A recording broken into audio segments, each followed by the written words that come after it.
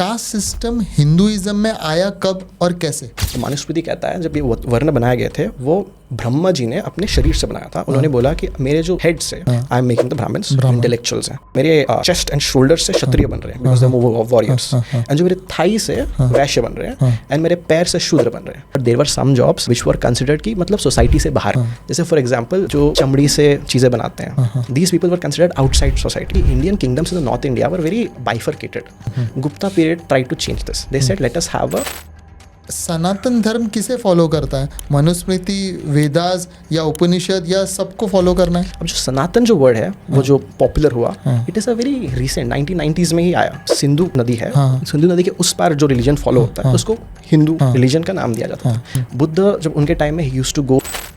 Reservation जरूरी आज भी है आफ्टर 75 इयर्स ऑफ इंडिपेंडेंस? क्या अभी वो पीढ़ी ऊपर नहीं आ गई है जिनके लिए रिजर्वेशंस थे, या अभी भी कास्ट सिस्टम उतने ही रिलेवेंट है? डॉक्टर अंबेडकर आप देखेंगे वो हिंदुइज्म पे कम और ब्राह्मणवाद पे ज्यादा बोलते हैं, जो ब्राह्मणिज्म ब्राह्मणिकल पैट्रियार्की होता है। तो डॉक्टर अंबेडकर का ये कहना था कि देखिए हमको रिप्रेजेंटेशन नहीं मिला है, हम लोग सोसाइटी से बाहर थे, SC एंड ST दोनों, तो इनके लिए रिप्रेजेंटेशन देने के लिए initial idea was separate electorate. Gandhi wasn't willing to agree.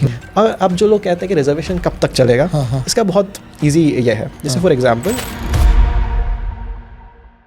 मनुष्य एक सोशल एनिमल है और इस सोसाइटी को आइडियल बनाने के लिए एक स्ट्रक्चर की जरूरत है। आज जानते हैं स्ट्रक्चर के बारे में, कैसे वर्ण व्यवस्था का स्थापना हुआ, कैसे बदलते हुए कानून, कैसे बदलते हुए धर्म, रिलीजन इवॉल्व हुआ। क्या सोसाइटी की वजह से रिलीजन है या रिलीजन डिफाइन करता है सोसाइटी को? जानते हैं ये हम लक्ष्य लाखे से, जो कि एक सोशो पॉलिटिकल एनालिस्ट हैं। इस पॉडकास्ट पे अगर आप नए हैं तो सब्सक्राइब करना ना भूलिए। चलो शुरू करते हैं without any more edu.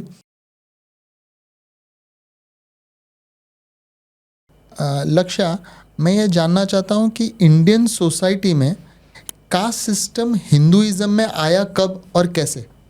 Okay, so when we talk about caste system in Indian society, आपको इंडियन सोसाइटी समझना है, we have to go back to the earliest literary evidences. But India में one of the problem with the evidences we have is that we are a very humid country. जब भी हमारे ancestors कुछ लिखा करते थे पेपर में, वो पेपर क्या होता था, ह्यूमिडिटी के कारण it use to disappear. So we have very limited sources, and if you want to talk of Indian history we have to start with the Vedas. जो फर्स्ट वेदा जो ऋग वेदा लिखा गया था, and if you look at the language used in Rig Veda, it's very interesting. जो वैदिक संस्कृत है, early Vedic Sanskrit, it is very similar to a language called Avestan. एवेस्टन is the Zoroastrian text. अब Avesta और ऋग्वेदा में जो सिमिलैरिटीज है, वेरी इंटरेस्टिंग, बिकॉज वन जो languages है दोनों, it is like Hindi and Urdu. They are not the same but very similar. Now इसमें जो और एक very interesting thing we find is that the Zoroastrian text, जो पॉजिटिव डेटीज होते हैं उनको आहुरा कहते हैं, जो नेगेटिव डेटीज होते हैं उनको देवास कहते हैं। दैट इज व्हेन ज़ोरोएस्ट्रियनिज्म जो मेन गॉड है उनको अहुरा माजदा कहते हैं, उनके जो मेन गॉड, अभी भी ज़ोरोएस्ट्रियनिज्म में that's the main god. Whereas in our Vedic text वो फ्लिप हो जाता है। You have devas which are the positive deities, and जो अहुरास उनमें है वो असुर बन जाते हैं हमारे इधर। अवेस्ता और वेदास पहले कौन सा आया? आप जो ये बोल रहे हैं वो कौन सी सभ्यता में था Avesta?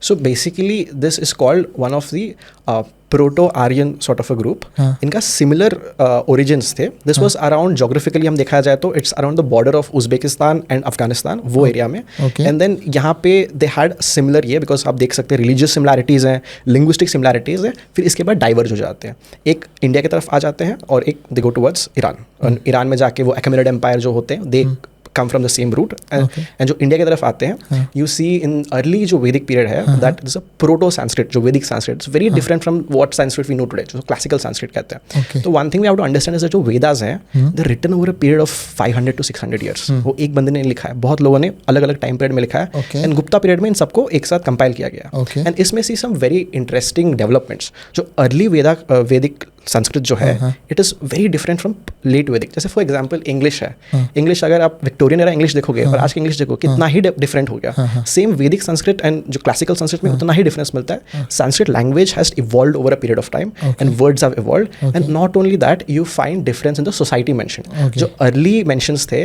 They were called nomadic पैस्टोरलिस्ट। वो एक जगह से दूसरी जगह मूव करते रहते थे। तो आपको उनकी सोसाइटी में देखोगे ना, ज़्यादा डिविजन ऑफ लेबर नहीं है, because everyone was having horses and cow and cattle, and used to move very migratory। यानी कि आप बोल रहे हैं तब के ह्यूमन बींग्स जो खेती पे डिपेंडेंट नहीं थे, जो कि खाना बदोश थे, एक जगह से दूसरी जगह सिर्फ खाना करते थे और ये मतलब खाने की खोज में जाते थे। तब तो वेदास नहीं लिखे गए होंगे। नहीं, दैट वाज द अर्ली वेदा में जो सोसाइटी मेंशन किया गया है, सोसाइटी का नेचर ये है। हाँ, एंड उस टाइम वर्ण व्यवस्था भी इतना जिसने हम चतुर्वर्ण के रूप से जानते हैं वो एस्टैब्लिश नहीं हुआ था, बिकॉज अगर सब कोई माइग्रेट कर रहा है, you don't need to have a specific structure, because everyone is moving. मतलब आप वर्ण व्यवस्था यानी कि कास्ट सिस्टम बोल रहे हैं, तब नहीं थी। एंड देन जैसे हम मिडिल इसमें आते हैं, मिडिल वैदिक पीरियड में, then you see the society जो मेंशन किया गया है चेंज हो रहा है। Now it's more agricultural society. Agricultural society में क्या पहले नोमैडिक में एक जगह से दूसरी जगह मूव होते थे, और अब ये भी देखोगे एनिमल सैक्रिफाइसेस बहुत कॉमन थे उस टाइम। एनिमल सैक्रिफाइस के बारे में बात किया जाता था।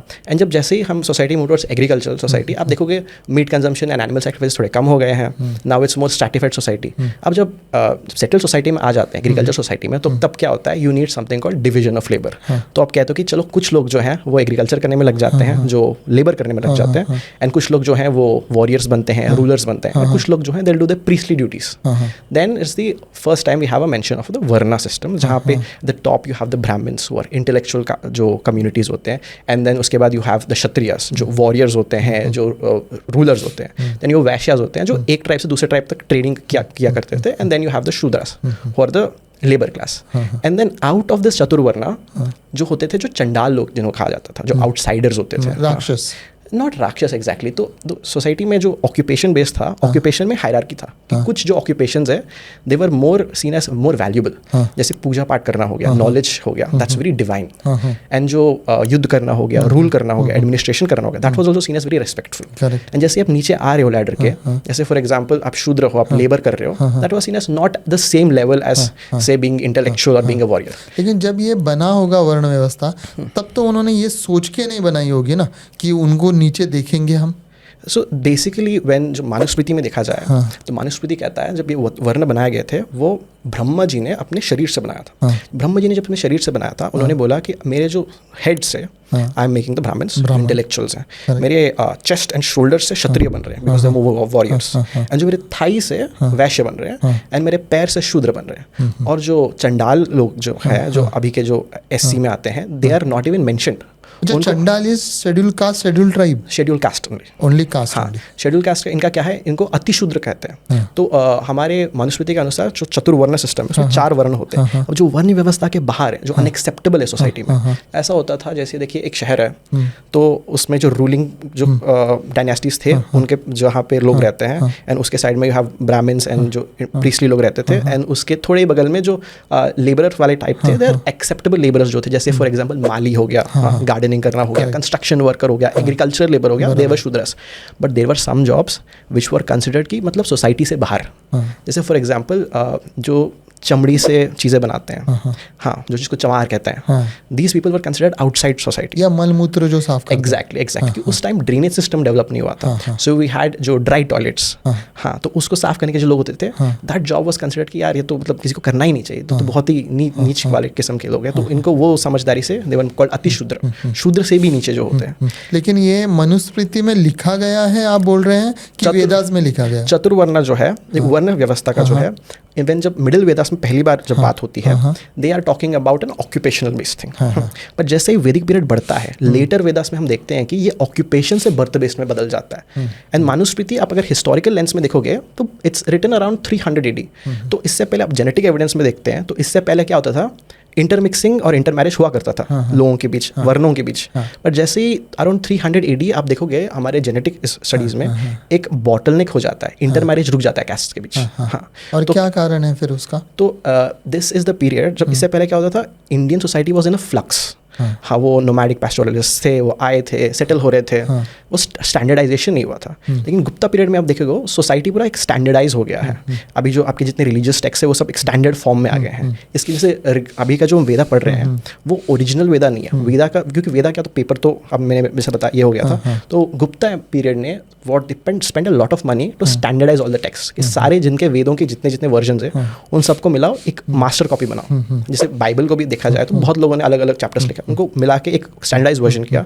तो जैसे in this period we find standardization of the text happening. Manusmriti का भी यहाँ यही टाइम पे स्टैंडर्डाइजेशन हुआ था। इवन द भागवत गीता जिसको हम जानते हैं, रामायण हम जानते हैं, इसी टाइम में ये बुक्स को स्टैंडर्डाइज किया गया था। तो आप बोल रहे हैं कि गुप्ता पीरियड में सारे जो पुराने हमारे लेख थे उनको एक स्टैंडर्ड रूप में लिया गया There was a first- जो कि हम आज पढ़ रहे हैं।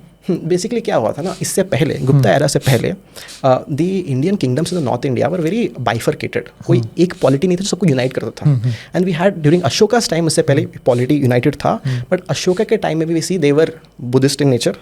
एंड उनके टाइम में क्या था, एक सेंट्रल एडमिनिस्ट्रेशन का ये बहुत कम था। जो लोकल रूलर्स थे ऑब्वियसली मौर्यन एम्पायर के अंडर में आते थे, but they had freedom to rule in their own way. Gupta period try to change this. They said let us have a central authority. हम एडमिनिस्ट्रेटर्स डालेंगे, हम गवर्नर्स डालेंगे, we will decide what common language to speak, we will decide what kind of common currency to have. They started to standardize. इसलिए Gupta period को India का first class golden period कहा जाता है। जितने से हम सारे टेक्स्ट पढ़ रहे हैं उसके जो स्टैंडर्डाइज वर्जन है, मनुस्मृति हो गया, भगवद गीता हो गया, रामायण हो गया, it's all from the Gupta period. Okay, अभी वापस कास्ट पे आते हैं। तो हम ये जान गए हैं कि कास्ट सिस्टम्स वेदास में उनका वर्ण है और मनुस्मृति में भी उनका वर्ण है। पहले अर्ली वैदिक पीरियड में जो ऋग्वेदा था, एंड जैसे लेटर वैदिक पीरियड में आता है, लैंग्वेज चेंज हो जाता है, सोसाइटी का स्ट्रक्चर चेंज हो जाता है। एंड देन इसके बाद वेदों के बाद यू हैव उपनिषद, उपनिषद के बाद यू हैव मनुस्मृति। उनका जब क्रोनोलॉजी देखो तो, एंड मनुस्मृति में it's strictly birth based. And Manusmriti में यू फाइंड क्रिमिनलिटी की, आप अगर अपने कास्ट के बाहर शादी कर रहे हो, हाँ, then that is not allowed. हाँ, अगर आप किसी फॉर एग्जांपल कोई लोअर कास्ट का शूद्र इंसान है, वो किसी अपर कास्ट ब्राह्मण से शादी कर लेता है, तो क्या पनिशमेंट देनी चाहिए? लक्ष्य, इससे मुझे एक चीज़ ध्यान में आता है कि सनातन धर्म किसे फॉलो करता है? मनुस्मृति, वेदास या उपनिषद, या सबको फॉलो करना है? See, the thing with when हम सनातन धर्म कहते हैं, तो historically in our historical record, the word which has been used to describe this religion has been Hinduism. Because basic ये था कि जो सिंधु नदी है, सिंधु नदी के उस पार जो रिलीजन फॉलो होता है उसको हिंदू रिलीजन का नाम दिया जाता था। अब जो सनातन जो वर्ड है वो जो पॉपुलर हुआ, it is a very recent 1990s में ही आया। अच्छा, हाँ, it's a very neo Hindu sort of a word. क्योंकि जो हिंदू वर्ड था वो फॉरेनर्स ने दिया था कि भाई सिंधु नदी है उस पार जो लोग रहते हैं उनके लिए वी आर यूजिंग। मतलब हम बोलेंगे इस पार, हम तो इस पार हैं। तो इस पार जो रहते हैं वो हिंदू थे, हाँ, उनके हिसाब से। And it was not only religious identity, it was also a regional identity. Because जो मुगल आए, हाँ, एंड लेकिन फिर धर्म क्या था? हिंदू थे हम, सिंधु की वजह से हम हिंदू थे, सिंधु की वजह से नाम हिंदू पड़ा। हाँ, बराबर है। लेकिन हमारा रिलीजन क्या था? वैसे भी बाकी धर्म तो मजाक उड़ाते हैं कि बहुत सारे 33,000 कोटि हमारे देवी देवता हैं, ये सब। तो हम किस चीज़ को बिलीव करते थे? वैदिक इसमें आप देखोगे तो जो थॉट सिस्टम्स है, इट इज़ बेस्ड ऑन धार्मिक प्रिंसिपल्स। एक धार्मिक प्रिंसिपल ये होता है कि एक हर पर्सन का एक ड्यूटी होता है, moral duty according to the Vedas. And उस ड्यूटी के हिसाब से आप कर्म निभाते हो। आपका कर्म इस आपका ड्यूटी आप कितने अच्छे से, अपना धर्म कितने अच्छे से निभाते हो, उसको कर्म कहते हैं। हाँ, लेकिन कोई एक शास्त्र नहीं है जैसे कि कुरान एंड बाइबल है, तो हम किस चीज़ को फॉलो कर रहे थे? देखिए, ये बहुत ही वेस्टर्नाइज्ड व्यू ऑफ रिलीजन हो जाता है, क्योंकि वेस्टर्न रिलीजन्स जो है, अब्राहमिक रिलीजन्स, वो वन बुक बेस्ड है। हिंदुइज्म ऐसे कोई वन बुक बेस्ड नहीं है। जैसे फॉर एग्जांपल हिंदुइज्म के अंदर वी हैड प्लुरैलिटी ऑफ थॉट्स। जैसे फॉर एग्जांपल वैष्णवाइट लोग हो गए, शैवाइट लोग हो गए। अभी शैवाइट से पूछेंगे कि who is the prime God, वो कहेंगे तो शिव। Vaishnavites will say Vishnu. वैष्णवाइट्स में भी दो बाइफर्केशंस है, कोई कहते हैं जो राम है they are the best, and say Krishna जो इस्कॉन वाले हैं। एंड उससे पहले वेदास में देखोगे ना, राम एंड कृष्ण इनका मेंशन ही नहीं है, विष्णु का बहुत कम मेंशन है। The main God is being Indra. Okay, हाँ, इंद्र, अग्नि, रुद्र, ये मेन गॉड्स हैं। इन्हीं के बारे में most of the chapters are written. And very interestingly, ये जो गॉड्स हैं, अर्ली गॉड्स जो वैदिक गॉड्स हैं, ये बहुत ही एंथ्रोपोमॉर्फिकल बोलते हैं। एंथ्रोपोमॉर्फिकल मीन्स बहुत ही ह्यूमन लाइक। जैसे for example if I have to explain, जैसे लॉर्ड राम है, उनको मर्यादा पुरुष कहते हैं, is very morally upright, like perfect human. Whereas जो वैदिक गॉड्स हैं, जैसे हम इंद्र को देखते हैं, रुद्र को देखते हैं, दे आर लाइक ह्यूमंस। उनमें जेलसी होता है, उनमें बाकी दूसरे नेगेटिव फीलिंग्स होते हैं, गुस्सा हो जाते हैं इंसानों से, वो बोलते हैं मैं गुस्सा हो गया, मुझे बलिदान चढ़ाओ। That kind of features we see. तो हमारा सोसाइटी भी also developed over time, and we have replaced. Starting में क्या हुआ था, when the Shaivite worship started happening, starting में कहा जाता था जो वैदिक गॉड रुद्र हैं, शिव रुद्र के रूप हैं। बट शैव का जो the popularity was so much, then they flipped it. Then they said नहीं, जो शिव के रूप रुद्र होते हैं, that kind of thing started developing. तो इसे हम वैदिक रिलीजन को, इसको वैदिक गॉड्स कहते हैं, और इसको भागवतिक गॉड्स कहते हैं, जो भागवतिज्म आया है। It's a very post Gupta period development, जिसमें हम शिव, विष्णु। तो लक्ष्य, इसे ये तो समझ में आ गया कि जो हमारी वर्ण व्यवस्था थी, या जिस तरीके से हमारा कास्ट सिस्टम है, ये तो वैदिक काल से है। तो ये हिंदू धर्म का स्तंभ है, ये माना जा सकता है? बिकॉज हमें हिंदू धर्म में प्लुरलिटी को देखेंगे तो हिंदू धर्म के अंदर रिफॉर्मर्स आए हुए हैं, जैसे रविदास या मूवमेंट था, जो संत रविदास थे, कबीर दास थे, ये इनको आप हिंदुइज्म में ही डाल सकते हो, बिकॉज अगेन उन्होंने हिंदुइज्म से बहुत सारे उपनिषदों से लेसन्स लिया है, but then was staunchly against caste, उन्होंने बोला ये तो हो ही नहीं सकता। एंड देन लिंगायत मूवमेंट है साउथ में, कर्नाटका में, वो भी he was a big Shiv bhakt. Okay. And then he rejected this whole birth-based caste system. ऐसा नहीं होना चाहिए, should not divide people. तो हिंदू रिलीजन के अंदर रिफॉर्मर्स आ चुके हैं, एंड ऑल्सो जो Hindu religion was practice in the south, like Chola empire हो गया साउथ में, जो तमिल किंग्स थे, दे वर शैवाइट, उन्होंने शिव के इतने बड़े बड़े मंदिर बनाए, but for them also the caste structure and the birth based caste structure wasn't उतना रिजिड। जो चतुर्वर्ण सिस्टम है वो आपको नॉर्थ इंडियन बेल्ट में मिलता है, हरियाणा पंजाब से स्टार्ट होता है एंड इस तरफ बंगाल तक जाता है। यहाँ पे आपको चतुर्वर्ण का जो प्रॉपर स्ट्रक्चर है वो मिलेगा।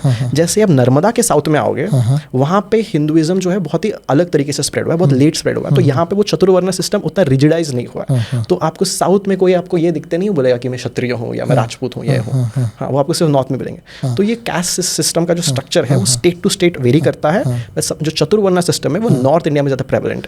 लेकिन आप इसका मतलब जो मैं समझ रहा हूँ वो ये है कि हिंदू धर्म जो है वो किसी एक किताब या कोई कमांडमेंट से बंधा नहीं है, और उसमें हमेशा रिफॉर्म्स होते जा सकते हैं, आज भी हो सकते हैं।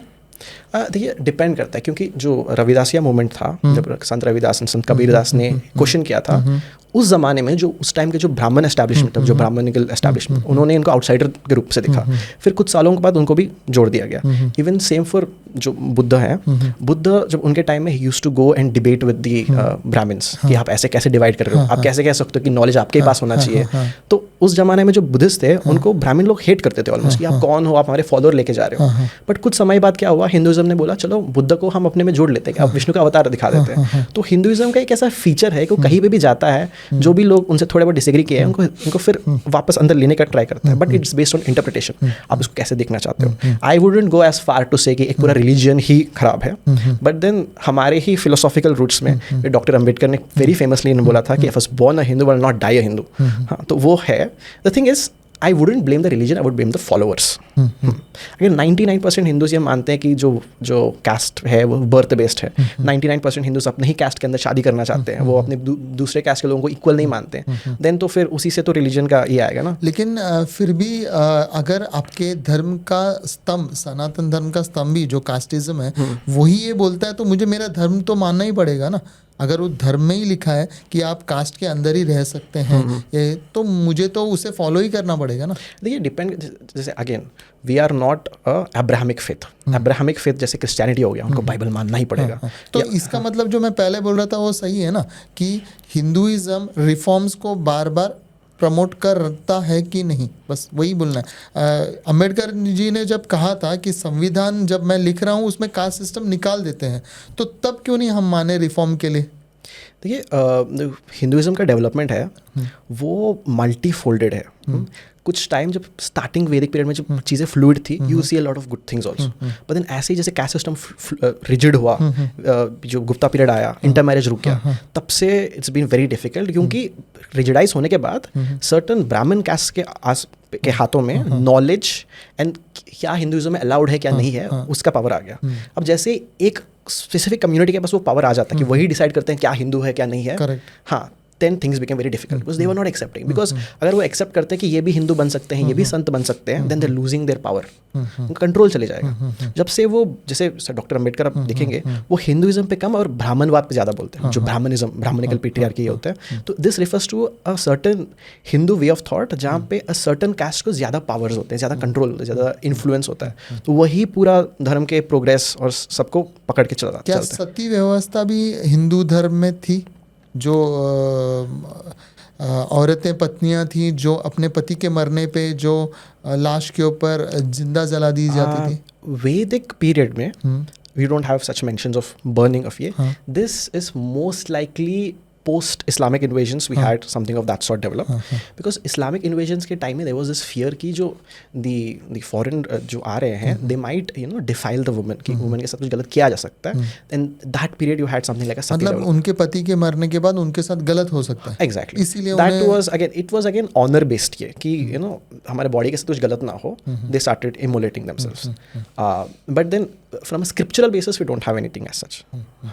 अभी मैं ये जानना चाहूँगा कि प्रेजेंट इंडिया में, क्योंकि अभी पास्ट की तो हिस्ट्री की हमने बहुत बात कर ली, ये कास्ट सिस्टम कितना रिलेवेंट है, होना चाहिए कि नहीं, और क्योंकि मुझे जो मेरा पर्सनल थॉट है ऐसा है कि तब अगर हमने बाबा साहेब अम्बेडकर जी की बात मान ली होती और कास्ट सिस्टम एबॉलिश हो गया होता तो आज कोई अपने फॉर्म में caste SC SC Hindu Maratha नहीं लिखता, तो आज आरक्षण की भी ज़रूरत नहीं पड़ती, सब इक्वल होते हैं, इंटरकास्ट मैरिजेस अपने आप हो जाते हैं, क्योंकि किसी को लिखना ही नहीं पड़ता तो कोई याद ही नहीं रखता। मुझे भी मेरा कास्ट इसीलिए याद है क्योंकि मुझे लिखना पड़ रहा है ना बचपन से हर फॉर्म में, तो क्या ये सही नहीं था कि हमने उस वक्त ही वो अडॉप्ट कर लेना चाहिए था हिंदू कल्चर में? देखिए जो कास्ट सिस्टम है वो आपके गुप्ता पीरियड जब से वो रिजिडाइज हुआ था तब से चले आ रहा है, ऑलमोस्ट 2000 ईयर्स हो गए। जो चीज़ 2000 ईयर्स से चले आ रहा है आप एक दिन नहीं कह सकती यार एक दिन में कास्ट एबॉलिश कर दो, हाँ, वो तो एक दिमाग में रहता है। एंड दूसरा जो इकोनॉमिक वेल्थ है, जैसे फॉर एग्जांपल आप लैंड होल्डिंग देखते हैं, बहुत ही कम कैस्ट है, जैसे नॉर्थ में देख लेते हैं, यहाँ पे जैसे बहुत ही कम कैस्ट है जिनके पास 80-90% लैंड है।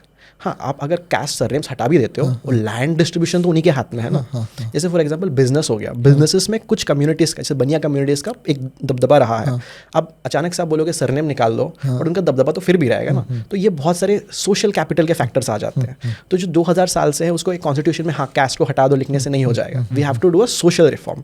हाँ, सो डॉक्टर अम्बेडकर का ये कहना था कि देखिए हमको रिप्रेजेंटेशन नहीं मिला है, हम लोग सोसाइटी से बाहर थे, SC एंड ST दोनों, तो इनके लिए रिप्रेजेंटेशन देने के लिए initial idea was separate electorate. Separate electorate as in हम खुद के अपने इलेक्शन करेंगे, हम अपने खुद के नेता कंडक्ट करेंगे, वो नेता हमारा खुद का पॉलिसी संभालेगा, हमको we don't want anything to do with जो दूसरे कास्ट के लोग। वोट देने का अधिकार भी उन्हीं के कास्ट के लोगों को होगा। हाँ, एक ऐसा इलेक्शन होगा जिसमें हम अपने ही नेताओं को चुनेंगे जो हमारे लिए पॉलिसीज बनाएंगे, वो हमारा डेवलपमेंट एंड ग्रोथ देखेंगे। बट जो ये बात उन्होंने आगे रखी कि इंडिपेंडेंस के बाद हमको ऐसा चाहिए सेपरेट इलेक्टोरेट, तो हमारे जो गांधी थे, गांधी जी को पसंद नहीं आया कि आप, उन्होंने कह दिया बात कि आप तो हिंदुओं को तोड़ रहे हो, तो उन्होंने फास्ट टिल डेथ कर लिया। Obviously he did not die but he fasted. तब doctor Ambedkar went and met him and Gandhi wasn't willing to agree, he was like नहीं, बिकॉज SC ST OBC जो है वो इंडियन पॉपुलेशन का 70% से ज़्यादा है। बराबर। हाँ, अगर वो सब अपना सेपरेट ये कर लेते हैं तो हिंदू सोसाइटी तो टूट ही जाएगा। Gandhi did not agree and Gandhi का जो व्यू था, गांधी जी का view on this caste system, it is called a proto fascist view.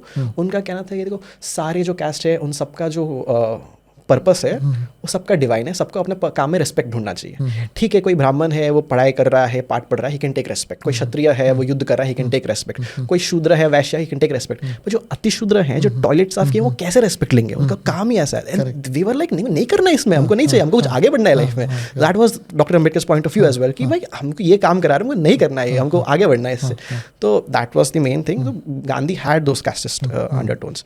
तो doctor Ambedkar had to compromise because Gandhi was the main leader.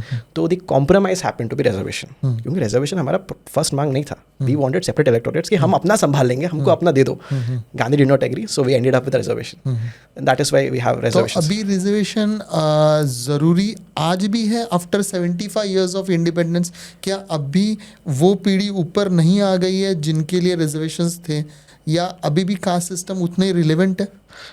Two things, जो अगेन जो 2000 ईयर्स से चली आ रही है वो आप 70 ईयर्स में उसको ये नहीं कर सकते। आप अगर रिजर्वेशन को देखते भी हैं, फॉर एग्जांपल जॉब्स में रिजर्वेशन सिर्फ गवर्नमेंट जॉब्स में मिलता है। गवर्नमेंट जॉब्स इंडिया में कितने हैं? पूरे इंडिया में जितने जॉब्स उसके 2% ही गवर्नमेंट जॉब्स हैं। नहीं, इवन रिजर्वेशंस मिलते हैं एजुकेशन में ना, वो सबसे बड़ा education in government education institutes. Government education institutes का अगर परसेंटेज देखोगे it's less than 40% of the seats in total education है, तो उसमें भी बहुत लिमिटेड है। एंड उसके ऊपर आप देखोगे जो सीट्स है SC ST reserve seats, IIT के MTech कोर्सेज में देख लो, PhD कोर्सेज में देख लो, वेकेंट जाते हैं। तो बहुत लोग भी ये कहते हैं कि देखिए कट ऑफ में इतना डिफरेंस कैसे है। देखिए जब कट ऑफ जब डिटरमाइन होता है बहुत ही सिंपल लॉजिक है, सप्लाई डिमांड होता है। जो सप्लाई होता है सीट्स वो तो लिमिटेड ही होते हैं, फिक्स्ड होते हैं। जो डिमांड होता है, जो स्टूडेंट्स हैं, कैंडिडेट्स हैं, वो कितने कंपनी कम्पिटिटिव है उसके बेसिस पे कट ऑफ होता है। तो जनरल का आप देख सकते हो बहुत ही हाई लेवल कम्पिटिटिवनेस है, हाँ, तो उसका कट ऑफ भी उतना ही हाई जाता है। तो वो दिखाता है कि वो कम्युनिटी कितना कम्पिटिटिव हो गया। पर SC/ST में क्या है,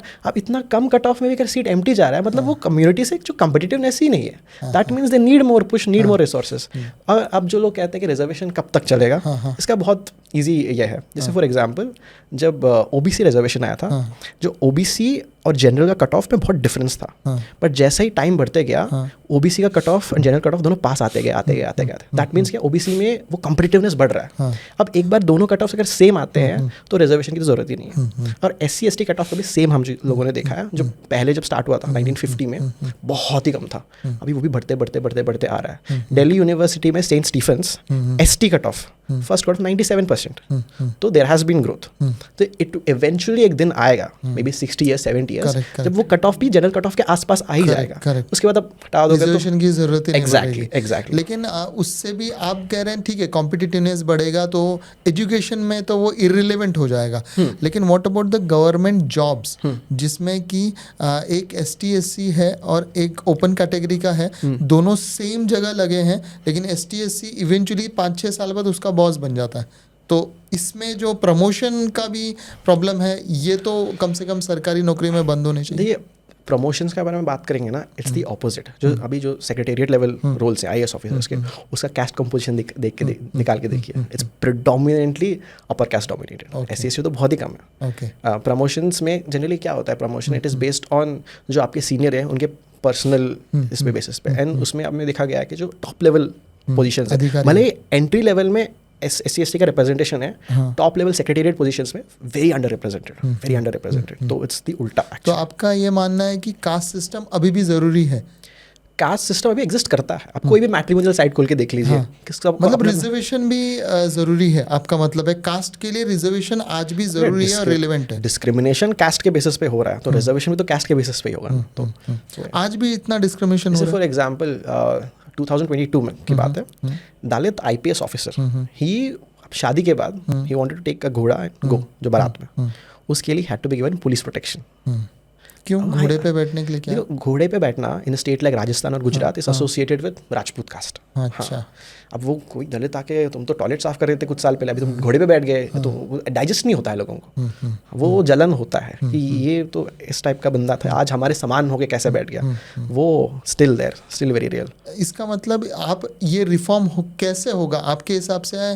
कैसे सोसाइटी ने कास्ट सिस्टम को देखना चाहिए तो ये रिफॉर्म जल्द से जल्द होगा? देखिए, फर्स्ट चीज़ जो सोसाइटी, जो अपर कास्ट, जो सो कॉल्ड अपर कास्ट लोगों को समझना चाहिए, जो कास्ट प्राइड लेते हैं ना, वो कहते हैं यार मैं तो प्राउड राजपूत हूँ, जय राजपूताना, मैं प्राउड ब्राह्मण हूँ। देखो, आप प्राइड ले रहे हैं कि आपके जो पूर्वज हैं उन्होंने इतना सब कुछ किया, बट आपके पूर्वज ने तो हमारे पूर्वजों को दबा के रखा है। हाँ, तो उसका अकाउंटेबिलिटी तो आपको लेना चाहिए। आप सिर्फ अच्छे काम ही देख रहे हो अपने पूर्वजों का, बट आपके पूर्वजों के कारण दूसरों के पूर्वज सफ़र किए हैं, तो वो एक्नॉलेज करना चाहिए। और अगर आप ऐसे चीज़ों पे प्राइड ले रहे हो, कि ब्राह्मण होने पे प्राइड, देखिए अगर आप सही में हिंदू हो, जैसे वो कहते हैं, तो ब्राह्मण तो कर्म और गुण से माना जाता है, और आप तो भर्त से ही ब्राह्मण बोल रहे हो। तो the upper caste people have to get that into their head कि अब जब तक ऐसे कास्ट प्राइड ले रहे हो, कास्ट पे प्राउड फील कर रहे हो, वो डिवीजन तो रहेगा। कास्ट सिस्टम बना तो बर्थ के ऊपर ही था ना, वर्ण व्यवस्था तो नहीं, अर्ली वैदिक पीरियड में the definition के ऊपर से occupational, and then it became rigid। हाँ, क्योंकि उनका बेटा वही करेगा, आखिर वो उसको ही सिखा सकता था ना बाप, इसीलिए वो। बट देन अगर 2000 से देखिए, फॉर एग्जांपल जो कोई शूद्र फैमिली से है, या अति शूद्र फैमिली से, दलित फैमिली से है, उनको और कोई काम करना भी था तो ऑप्शन नहीं था ना हमारे पास, वो तो दबा के रखा था उसने। और इंडिपेंडेंट भारत में या आज़ाद भारत में ये तो होना नहीं चाहिए, कम से कम किसी कास्ट, धर्म, रिलीजन के, मतलब इंटेलेक्चुअल को तो दबा नहीं सकते। वैसे तो उससे पहले भी भीमराव अंबेडकर जी को तो दबा नहीं पाए, इतने गरीबी से वो ऊपर तक आए। अभी हम सोसाइटी का स्ट्रक्चर, कम से कम भारतीय सोसाइटी स्ट्रक्चर कास्ट पे है, दूसरा जेंडर इनइक्वालिटी पे है, एक है पुरुष प्रधान और महिला प्रधान। तो आपके हिसाब से वो इंडियन सोसाइटी कैसी है, मतलब जेंडर वाइज? तो जेंडर का जो इनइक्वालिटी है इंडियन सोसाइटी में, ये आता भी कास्ट से है। तो बता देता हूँ, बहुत सिंपल चीज़ है। तो जब कास्ट बर्थ बेस्ड हो गया, आप चाहते हैं कि जो आपकी कम्युनिटी की औरतें हैं वो आपकी कम्युनिटी के अंदर ही शादी करें। अगर आप उन्हें फ्रीडम दे देते हो तो वो जाके किसी और कम्युनिटी के लोगों से लव मैरिज कर लेंगी, ये कर लेंगे, तो क्या हो जाएगा, जो कास्ट का प्योरिटी है, हमने इतने साल ब्राह्मण लोग ब्राह्मण से ही शादी किए, क्षत्रिय ब्राह्मण क्या बोलते हैं, कश्यप ब्राह्मण है, भरद्वाज ब्राह्मण है, इतना प्योरिटी है, अगर वो कल जाके किसी दलित लड़के से प्यार कर लेती तो उनका जो ब्लड लाइन का जो ऑनर खत्म हो जाएगा, तो इसी के चलते तो ऑनर किलिंग्स होते हैं। तो इंडिया में जो वुमन का कंट्रोल कि उन्होंने ऐसे दबा के रखा है कि वुमन के एजुकेशन के लिए भी बहुत अलाउ नहीं किया, this has to do with the caste system. बोली उनका मानना ये था कि अगर ये जब पढ़ लिख लेंगे, फ्रीडम हो जाएगा, तो क्या पता ये किसी और कास्ट के लोगों से प्यार व्यार कर बैठेगी, कुछ और कर बैठेगी। तो ये दोनों बहुत लिंक्ड चीज़ें हैं। बिकॉज मनुस्मृति में भी जो औरतें अपने कास्ट के बाहर किसी जने के साथ शादी करती हैं या कोई सेक्सुअल कुछ चीज़ें रखती हैं, तो उनके लिए पनिशमेंट अलग से बताया गया है।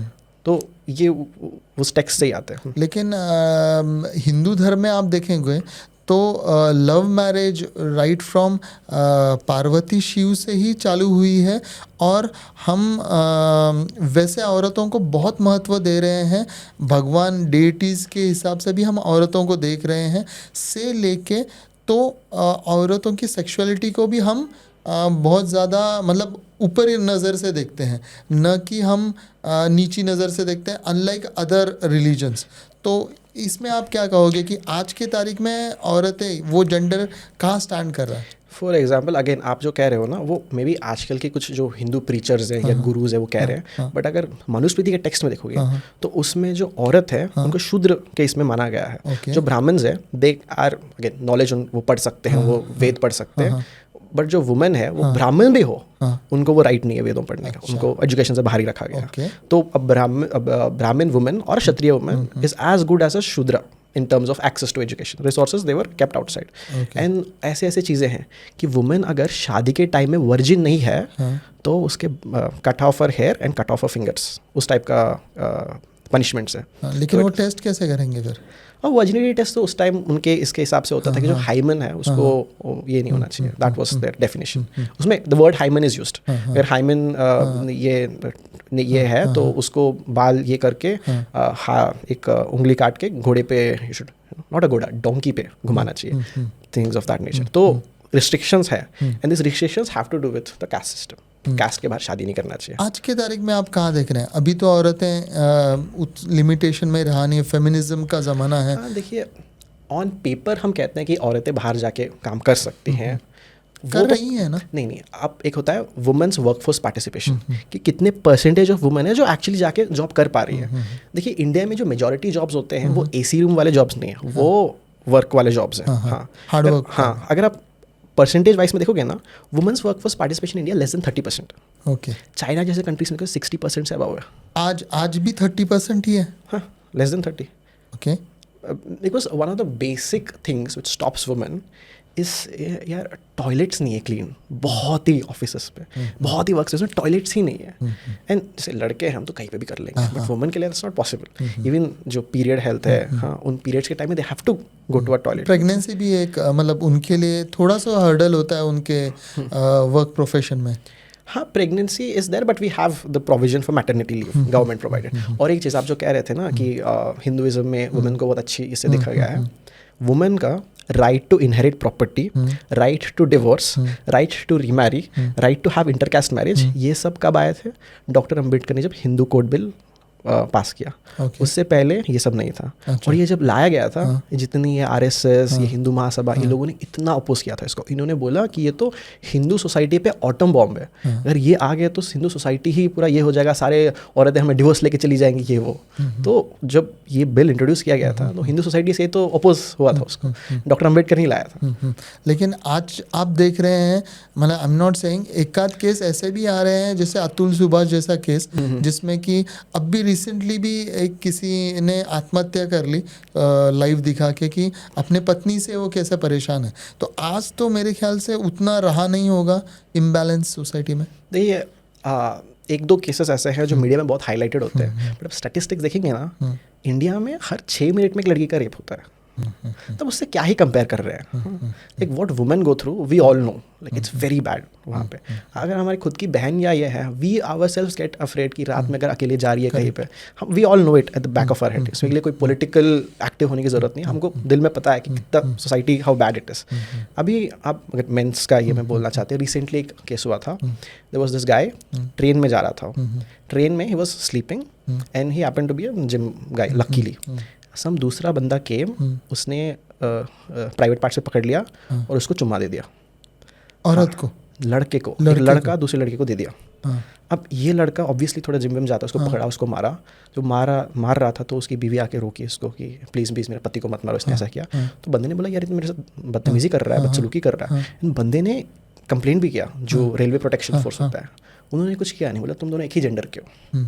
तो अभी हमारे जो लीगल सिस्टम है, वो लीगल सिस्टम में अगर लड़कों के साथ कोई सेक्सुअल हरासमेंट होता है, लड़कों के साथ कोई ऐसा बदसलूकी करता है सेक्सुअली, उसके लिए कोई लॉ ही नहीं है. बिकॉज हमारे लीगल सिस्टम जो हम लोग अभी भारतीय न्याय संहिता जो पहले आईपीसी था, वो इतना पेट्रियार्कल है कि उसको लगता है, जो उन्होंने नेचुरली अज्यूम कर दिया कि लड़के तो स्ट्रॉन्ग होते ही स्ट्रॉन्ग है, इनके साथ कोई बदसलूकी कर ही कैसा सकता. वो कॉन्सेप्ट हमने सोचा ही नहीं.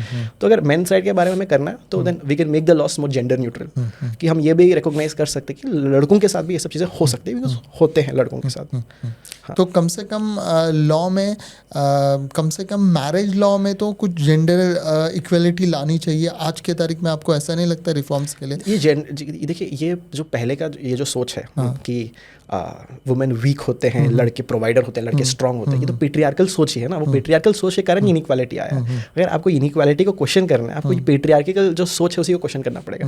हम पहले से अज्यूम कर लेते हैं कि जो मर्द है उसका काम ही है प्रोवाइड करना, उसका काम ही है फैमिली का देखभाल करना, लड़की है वो तो वीक है, वो तो घर पे ही रहेगी, तो पहले से अज्यूम कर रहे हैं ना. वो एजम्पशन के बेसिस पे ये लॉस सब बनी है. तो अभी हम सेक्सुअलिटी की बात कर रहे हैं, तो हम भी दो ही जेंडर्स की बात कर रहे हैं, और दो ही जेंडर्स आपस में जब मिलके पति पत्नी बनते हैं उनकी बात कर रहे हैं. अभी एक नया वर्ग भी आया है, होमोसेक्सुअलिटी या LGBT जो कहते हैं. तो उसमें भी लोग इक्वलिटी मांग रहे हैं, जिसको शायद अभी भी भारत में हमने इक्वलिटी दी नहीं है. सो बेसिकली ये कहना है जो जेंडर्स कि हमने सिर्फ दो जेंडर कहा है, तो इनका द LGBT पर्सपेक्टिव है जो जेंडर है ना, ये एक टू पॉइंटर नहीं है, एक स्पेक्ट्रम है. तो इसका ये मतलब है, जैसे फॉर एग्जांपल लड़के हैं, कौन कहता है कि अगर तुमको मैस्कुलिन लिखना है, तुमको मसल्स होना पड़ेगा, तुमको दाढ़ी मूंछ होना पड़ेगा, तुम्हारा आवाज़ एक तरीके से होना पड़ेगा.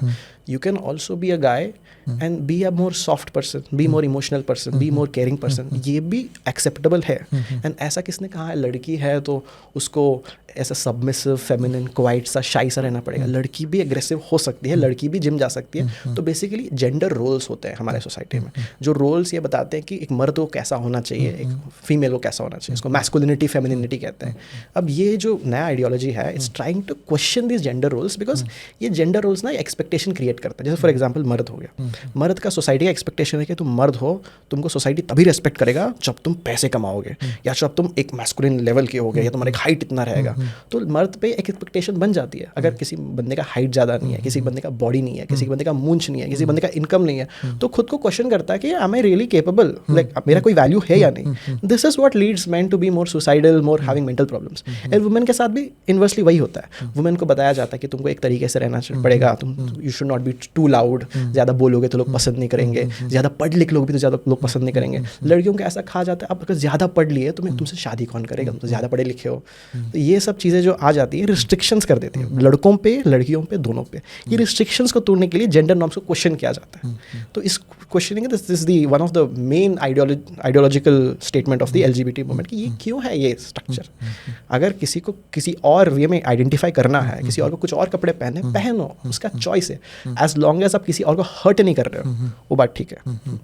लेकिन लक्ष्य, इससे आपको ये नहीं लगता कि जो बेसिक डेमोग्राफी है सोसाइटी का, एक मेल और एक औरत की शादी होना, वो ही पूरा बंद हो जाएगा या बिगड़ जाएगा अगर होमोसेक्सुअलिटी को प्रमोट किया गया या बायसेक्सुअलिटी को प्रमोट किया गया?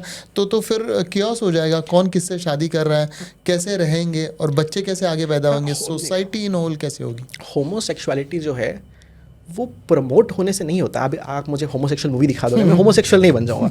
It is something people are born with, वो नेचुरली है। अगर आप हिस्टोरिकली देखोगे, जो अलेक्जेंडर था, इंडिया इन्वेड किया था, he was bisexual, he had male lovers. उसके बाद जो Alauddin Khilji had a male lover, Malik Kafur. We have so many historical example जहाँ पे होमोसेक्सुअलिटी बाइसेक्सुअलिटी की बात की गई है।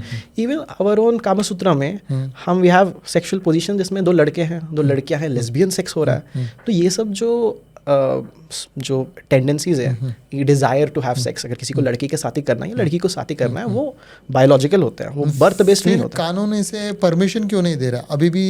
Why not homosexual marriages are considered to be marriage legally? तो इसका जो हमारा इंडियन लीगल सिस्टम है, हमने जो ब्रिटिश लीगल सिस्टम था, ब्रिटिश कॉमन लॉ के बेसिस पे आईपीसी था, आईपीसी को ही हमने अडॉप्ट किया है इंडिपेंडेंस के बाद। अभी आईपीसी को हमने बदल के भारतीय न्याय संहिता कर दिया है, बट उसका कोर तो वही ब्रिटिश कॉमन लॉ वाला फिलोसफी है। ब्रिटिश कॉमन लॉ जो है, जो लिखा गया था, it was based on the Christian understanding of the world. Christian understanding of the world में जो मेल टू मेल सेक्स को सोडोमी कहते हैं, and it is look down, not allowed, क्योंकि क्रिश्चियन वर्ल्ड व्यू में सिर्फ मेल फीमेल का ही हो सकता है। तो वही सोच हम लोगों ने अपना लिया। सॉरी टू इंटरप्ट, लेकिन फिर अमेरिका या यूरोप में फिर ये बैन नहीं है ना? कि है अमेरिका में it is legalised, but that happened with a lot of pushback, जबकि वो क्रिश्चियन है वहाँ पे। हाँ नहीं, फॉर एग्जांपल बहुत ही सिंपल लॉजिक है। जैसे for example even Islamic countries में आप देखोगे, आप बोलोगे नहीं इस्लामिक कंट्रीज तो बहुत ही पीछे हैं, बट वैसा नहीं है। इस्लामिक कंट्रीज में भी कुछ जो एजुकेटेड एलिट कंट्रीज जैसे तुर्की हो गया, हाँ उनमें प्राइड परेड होता है इस्तांबुल में।